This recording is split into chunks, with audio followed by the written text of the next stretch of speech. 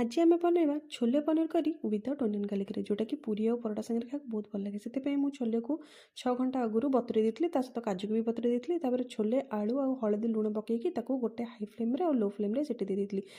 गोटे grinder jar नहीं जाती टमाटो जीरा लंका